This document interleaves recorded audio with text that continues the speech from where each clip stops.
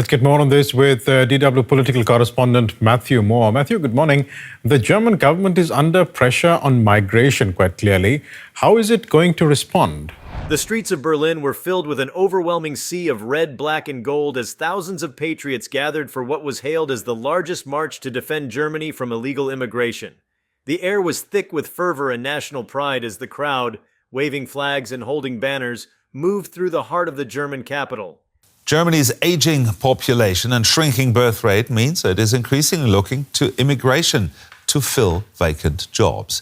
At the end of last year, 350,000 people from non-EU countries were registered in Germany seeking work, and the number of qualified migrants in the country is also on the rise. This event marked a significant moment in the ongoing debate over immigration and national identity in Germany, drawing attention from across the country and around the world. Before we start, hit the like and subscribe buttons for more exclusive news. As the sun rose over Berlin, participants began assembling at designated meeting points, creating a palpable buzz of anticipation. The march, organized by various nationalist and right-wing groups, was a culmination of weeks of planning and mobilization. By mid-morning, the crowd had swelled to tens of thousands. Here in Germany, the government is meeting this week to discuss new measures to more easily deport migrants whose asylum application was rejected or who have been convicted of certain crimes. It's a controversial topic in some areas of Germany, but not in parts of the East, where the anti-immigration Alternative for Germany is the strongest political party. Many newly arrived migrants there worry that they are no longer welcome. Comprising people from diverse backgrounds united by a common cause, the preservation of German culture and the demand for stricter immigration controls. The marchers, clad in patriotic attire, chanted slogans and sang national anthems as they moved in unison. The sense of solidarity was evident as people of all ages and walks of life joined forces. Families with children, elderly individuals, and young adults marched side by side, demonstrating the widespread concern over the issue of illegal immigration. Well, we'll get more details in the course of the day, Birish, on how it's really going to tackle this problem, a problem which really, frankly, is number one on the list of voters' concerns, according to polls in recent weeks. And essentially, what the state leaders want, who are meeting with Chancellor Olaf Scholz today, what they're saying the solution, really the headline solution is for the German government to look at third country solutions. That is what we considered Rwanda solution, the Rwanda deal that the UK has, or the Albania deal that Italy has. That is essentially to process asylum applications. For many, this march was not just a protest, but a statement of their commitment to the future of their country.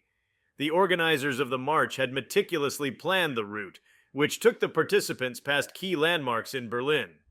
Starting from the Brandenburg Gate, an iconic symbol of German unity and strength, the procession moved towards the Reichstag building, where Germany's federal parliament sits. The choice of locations was deliberate, emphasizing the connection between the nation's history and its current political challenges. As the march progressed, speeches were delivered at various points along the route. Weil auf der ganzen Welt nur noch wenige Wissenschaftler, die regierungstreu berichten, gehört werden. Es gibt Tausende, Abertausende Wissenschaftler, Ärzte weltweit, die werden nicht gehört, die werden mundtot gemacht, die werden zensiert oder als Verschwörungstheoretiker diskreditiert, obwohl sie ganze Universitäten geleitet haben. Dagegen protestiere ich. Ich möchte den Konsens, der früher möglich war und jetzt nicht mehr erlaubt zu sein scheint. Prominent nationalist figures and politicians addressed the crowd, emphasizing the need for Germany to regain control over its borders and protect its cultural heritage. These speeches were met with enthusiastic applause and cheers, reinforcing the participants' resolve. The rhetoric was impassioned, focusing on themes of sovereignty, security, and national identity. The march was not without its critics, counter-protesters, advocating for more inclusive immigration policies and condemning the nationalist rhetoric. So aus, als ob die Politik eine Politik der Virologie sei, ja. Es gibt aber viel mehr als nur diese eine Seite, ja. Es gibt die gesellschaftlichen Auswirkungen, es gibt auch die medizinischen Auswirkungen und psychischen Auswirkungen der Maßnahmen. Ja, all das muss gegeneinander abgewogen werden. Und ich habe im Augenblick nicht mehr den Eindruck, dass diese Dinge noch irgendwo verhältnismäßig sind und gegeneinander abgewogen werden. Gathered at various points along the route, police were deployed in significant numbers to ensure that the event remained peaceful and to prevent clashes between the opposing groups. Despite the tensions, the march proceeded without major incidents, highlighting the ability of the authorities to manage such a large-scale demonstration effectively. One of the most striking aspects of the march was the sheer scale of participation. People are working less. Yeah, They're part-time. They're working more part-time. Part-time has become more preferred over time, especially in Germany. We've seen that in a number of countries here in Europe. Traditionally, it was because of raising children, taking care of elderly family members, and now it's increasingly because, more people say that it's because of work-life balance. So that's another thing that has actually reduced the overall amount of hours being worked in Germany and in a number of European countries. Now, Berlin recently passed a new law that is supposed to make it easier to hire foreign workers for companies. Is it going to work? Reports indicated that this was the largest gathering of its kind in recent memory, with estimates suggesting that over 50,000 people took part. This unprecedented turnout underscored the deep-seated concerns among a significant portion of the population regarding immigration and its impact on German society. The presence of such a large crowd in Berlin sent a powerful message to policymakers and the international community about the strength of nationalist sentiment in Germany. The implications of this march are manifold. Firstly, it highlighted the growing polarization within German society. The issue of immigration has long been a contentious one. For me, deportations are a mechanism aimed at restoring legal peace for criminals, serious offenders, people who show no willingness to integrate. They need to be deported because our population cannot be persuaded to let them stay and collect welfare benefits. But the scale and intensity of this event brought it to the forefront of national discourse. The march served as a reminder that immigration is not just a political issue, but a deeply personal one for many Germans who fear that their way of life is under threat. Moreover, the march demonstrated the organizational capabilities of nationalist groups in Germany. The ability to mobilize tens of thousands of people from across the country speaks to a well-coordinated network of activists and supporters. This level of organization suggests that nationalist movements are gaining momentum and could potentially influence future political developments in Germany. The success of the march may embolden these groups to plan more such events, further shaping the national conversation on immigration. The event also had significant political implications. It's possible, but it's very tricky. I mean, in recent weeks, we've had a really kind of turbocharged debate about this, about getting criminals who've come from often Syria or Afghanistan, because that's where the vast majority of asylum applicants come from to Germany, about those who have criminal records or are considered dangerous, about how Germany can deport them back. At the moment, Germany has a ban, a self-imposed ban on deporting to Syria and Afghanistan. And that's because these countries are considered unsafe because they have human rights abuses. They want to look at this and that they're trying to deal with it and get a grip on it. But ultimately, it's very, very difficult. They're going to reassess these kind of assessments that they make on where countries are safe, countries of origin that are safe and which are not, to see if there is a way that they can justify deporting and sending criminals back to Syria and Afghanistan in the case of Germany. But it's not easy because of human rights concerns in those places. We'll leave it there for the moment. DW political correspondent Matthew Moore, thanks so much. In recent years, Germany has seen the rise of right-wing political parties such as Alternative for Germany, AfD, which has capitalized on anti-immigration sentiment. The large turnout at the march could bolster the support for these parties, providing them with a larger platform to push their agenda. This shift in political dynamics could impact upcoming elections and policy decisions, potentially leading to stricter immigration controls and a re-evaluation of Germany's stance on asylum seekers. Additionally, the march highlighted the role of media in shaping public perception. Take 2 to 3 years before everything is gone forward. There's a green light, then what's the point? There's a flip side to this migration debate, because it is also migration is driving the popularity of Germany's large far-right party, Right. the AfD. How much of a problem is that for German businesses? I think this is the question we're all asking as we go forward, and especially as we see the AfD rise in the polls. You know, where they're strong, the former East is also an area where many industries are now building up big plants, for example. You're looking at Intel and TSMC, chip makers, both building in the East.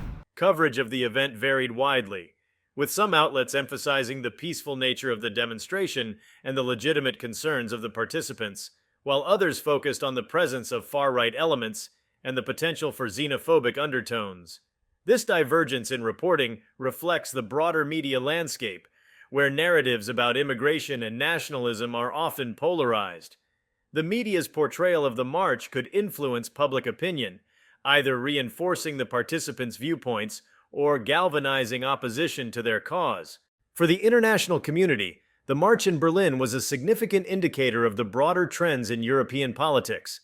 Across the continent, issues of immigration and national identity are driving political realignments and influencing policy decisions.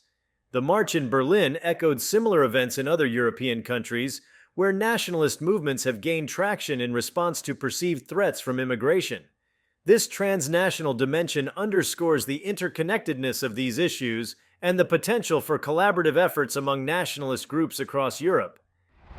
I came here because of war, and I want to have a safe life here. I'm 100% confident that all the young people here in this centre are tired of the living conditions and the security situation back home. I'm from Syria, and there I wouldn't be able to just stop and speak with you. It's forbidden.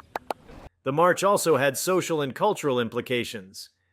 It brought to the forefront the complex relationship between national identity and multiculturalism in Germany. For many participants, the march was an expression of their desire to preserve what they perceive as the traditional German way of life. This sentiment is often framed in opposition to the influx of immigrants, particularly from non-European countries, who are seen as challenging the cultural fabric of the nation. The event thus highlighted the tensions between the ideals of an open, inclusive society and the desire to maintain cultural homogeneity. The significance of the July the 14th of March in Berlin extended beyond the immediate spectacle of thousands of patriotic demonstrators filling the streets. It served as a crucial barometer of the prevailing mood in Germany regarding immigration and national identity, illustrating a widespread and deeply rooted concern that transcends simple political affiliations. This concern taps into historical and cultural anxieties, reflecting a broader European trend where immigration and national identity are contentious and polarizing issues.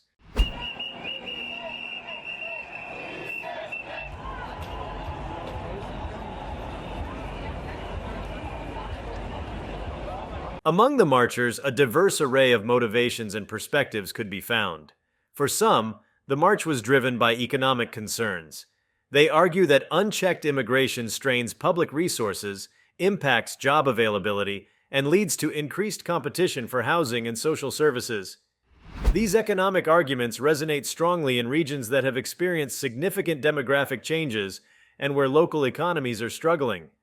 The sight of thousands of like-minded individuals marching in solidarity provided a potent sense of validation for these economic fears. For others, the march was more about cultural preservation.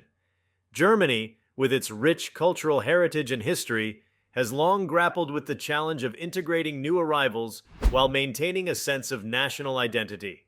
The influx of immigrants, particularly from regions with markedly different cultural backgrounds, has intensified fears of losing traditional German values and customs. The march, with its emphasis on national pride and cultural unity, was a manifestation of these fears and a call to safeguard what many participants see as the essence of German identity.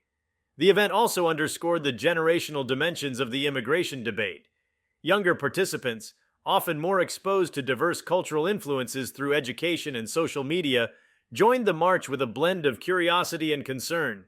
They balanced their appreciation for multiculturalism with an anxiety about the long-term implications of rapid demographic changes. Older generations, having witnessed the profound transformations of post-war Germany, marched out of a desire to preserve a way of life they feel is slipping away. This intergenerational participation highlighted how immigration and national identity are issues that resonate across age groups, each bringing their own perspectives and concerns to the debate. If you like this video, please give it a like and subscribe to our channel. Also, could you leave your comments below and tell us? Do you support the march against illegal immigration in Berlin? We want to hear from you. Thank you for watching and see you next time.